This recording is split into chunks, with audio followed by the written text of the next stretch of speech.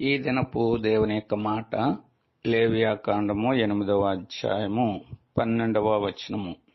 అతన్ని ప్రతిష్ఠించుటకై అతనిని అభిషేకించెను. ప్రతిష్ఠించుటకై అనగా ప్రత్యేకించుటకై అనగా ఒక పనికి అతన్ని ప్రత్యేకపరుచుట అనేది పరిశుద్ధ లేఖనాలు బహు స్పష్టంగా తెలియజేస్తున్నాయి. ఆనాడు అహరోనును యాజకత్వపు పనికి దేవుడు ప్రతిష్ఠించినాడు అనగా ప్రత్యేకించినాడు. అదే రీతిగా ఈ దినాల్లో మనల్ని కూడా దేవుడు తన యొక్క రక్తము ద్వారా విమోచించి మనల్ని కూడా ప్రతిష్ఠించినాడు.